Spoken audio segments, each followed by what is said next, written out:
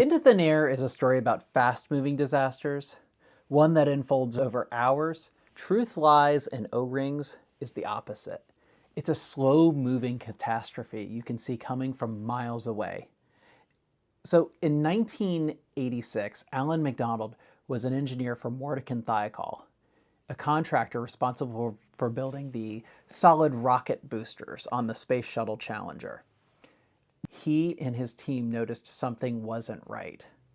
The O-rings, the small rubber seals inside the boosters, didn't perform well in cold weather. The morning of the launch, it was 36 degrees at the Kennedy Space Center. MacDonald refused to sign off on the launch. He told NASA management that launching under those conditions could cause O-ring failures. But the pressure was building. There had already been multiple delays. Executives wanted to get it done.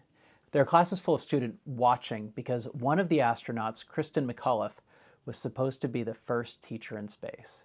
MacDonald and others' warnings were overruled and the launch went forward. 73 seconds after liftoff, the space shuttle broke apart and 7 people died. MacDonald knew what was right. He knew before it happened. He watched the system fail in slow motion.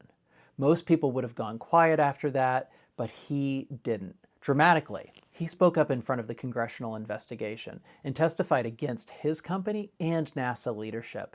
He told the truth publicly, knowing it could end his career. That's integrity. He later wrote Truth, Lies, and O-Rings. It's a case study in the chain of integrity. Every link matters. You can't just have one honest person at the bottom or at the top. Everyone has to maintain it. Systems don't fail all at once, they erode, one rationalization at a time. What makes MacDonald so extraordinary is that he didn't just speak up before the disaster, he stayed and tried to fix the system afterwards.